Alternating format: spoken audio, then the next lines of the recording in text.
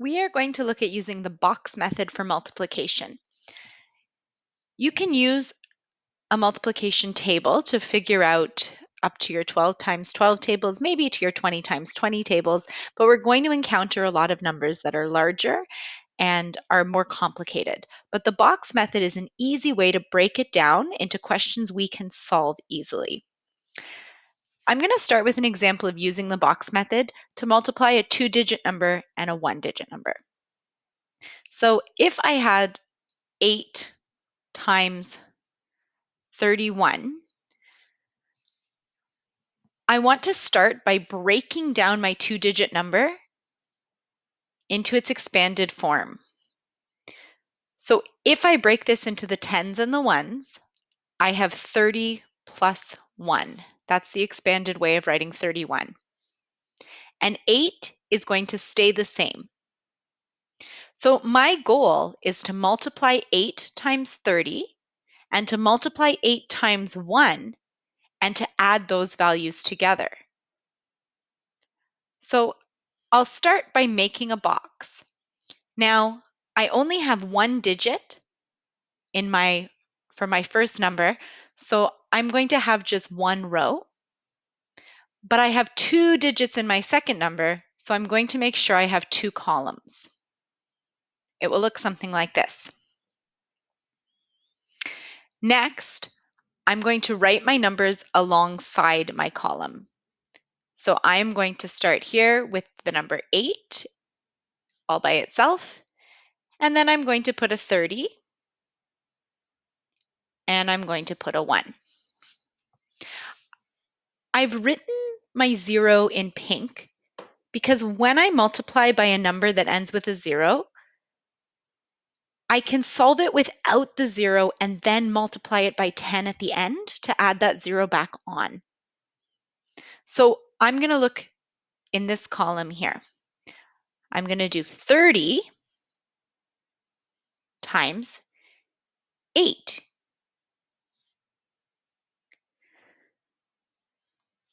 So 3 times 8 is 24. And then I need to remember to include that 0. I'm going to multiply 24 times 10, and that will give me 240. If I count up by 38 times, I can do that quickly to double check. This is manageable. If I was doing two-digit numbers, it would take me a long time to skip count up. But let's try it. 30, 60, 90, 120, 150, 180, 210, 240. It checks out. Next, I'm going to move to my rectangle on the right, and I'm going to multiply 1 times 8. You can see that they intersect rather, in this box. So I know I have to multiply them. 8 times 1 is easy. That's 8. My final step is to add these two numbers together.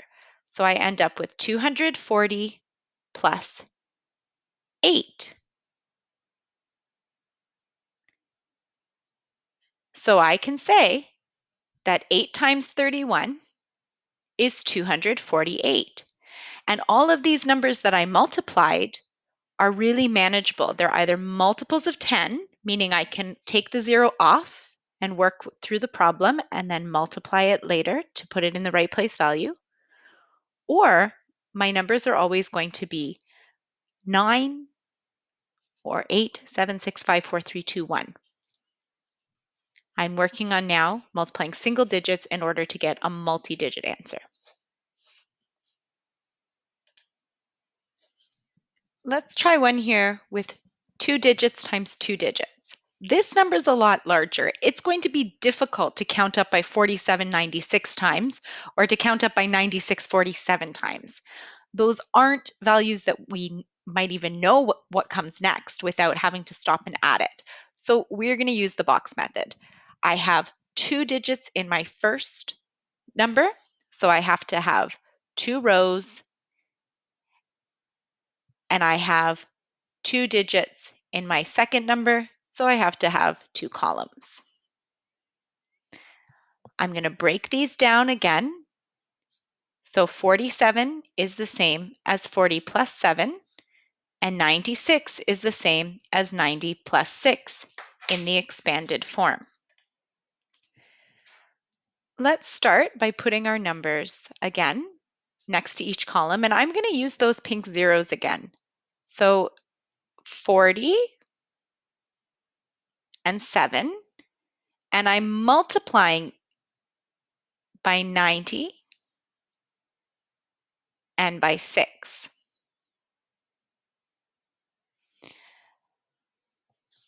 I'm going to show you again here so that we can see easily which numbers intersect. The numbers that are either in the same column or row as the box you're multiplying are the numbers that you're going to use in your multiplication.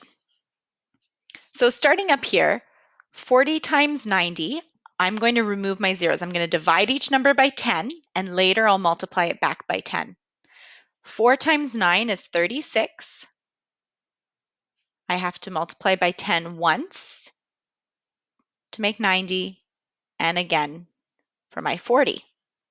So this number, 3,600, would take a long time to skip count up to. So this is a much quicker, easier way. Now let's take a look at 40 times 6, so my pink and my blue. Again, I'm going to focus first on my blue numbers here. 4 times 6 is 24, but I'm not multiplying by 4, I'm multiplying by 40, so I have to multiply it by 10, which moves it over in the place value, and it adds a 0 as a placeholder in front of the decimal. All right, 90 times 7. 9 times 7 is 63. Use my blue one here. 7 is just a single digit, so I don't have to worry about multiplying by 10. But for 90, I have to multiply it by 10 to get it back up to 90. And my final pair, 7 times 6, does not require any multiplying by 10s or any zeros. It's just single digit times single digit. And I know that that gives me 42. So the next thing I need to do is I need to add up all of these numbers. So I have 3,600 plus 240 plus 630 plus 42. 0, 0, 0, and 2. That's easy. That gives me 2. 4 plus 4 is 8. Plus 3 more is 11. I'm going to carry my 1. 6 plus 6 is 12. Plus 2 is 14. And I can't forget my 1, 15. And 3 plus 1 is 4. So 47 times 96 is 4,512. I'm going to give you a question, and I want you to see if you can figure it out yourself. So on a piece of paper in front of you, I want you to draw out the box, and I want you to break each digit down into expanded form so you can see what has to be multiplied. So I want you to figure out for me, what is 23 times 15? I want you to pause the video and give this a try, and then we'll take it up together.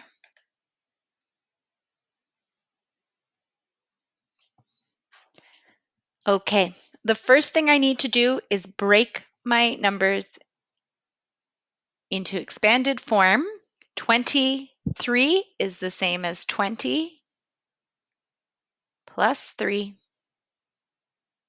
and 15 is the same as 10 plus 5. I'm going to start here, and I can see that means 10 and 20 have to be multiplied. They intersect in that box. 1 times 2 is 2, but I have 2 zeros to add on. I'm multiplying by 10 twice. Next, I'm going to look in this box. 5 and 20 intersect in that box. Oops. So I'm going to say 5 times 2 is 10. And I need to add one more 0 because my 20 has a 0. And if I skip count up by 20 5 times, 20, 40, 60, 80, 100, I can see that strategy works. Let's take a look now.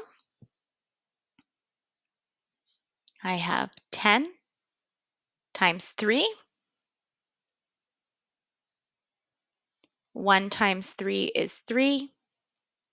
But I'm not multiplying by 1, I'm multiplying by 10.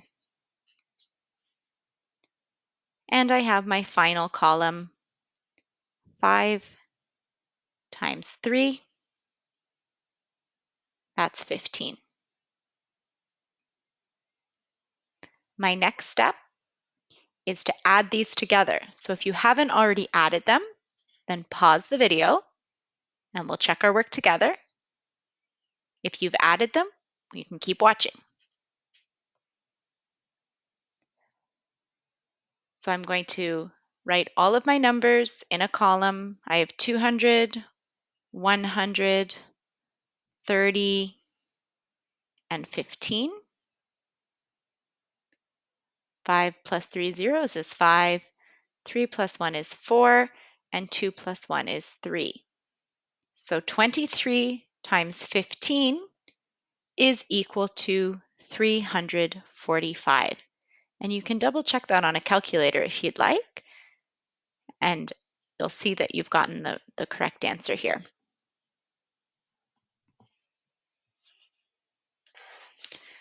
The cool thing about this strategy is it can be used to multiply pretty enormous numbers. So here you can see I'm multiplying a 4-digit number by a 3-digit number, and the only difference is that I have to make more columns and more rows for my multiplication.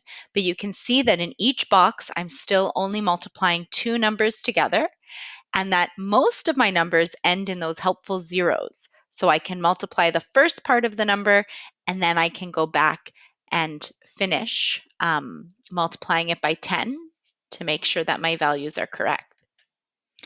The other difference that you'll notice is that you have a lot more numbers to add. But in this case, I can figure out that 3,294 times 678 is equal to 2,233,332. And I don't have to skip count up by 678, 3,294 times. This is a much quicker, much more simple method. So 2,233,332. I hope you found this helpful, and I hope you can use it when you're multiplying larger numbers.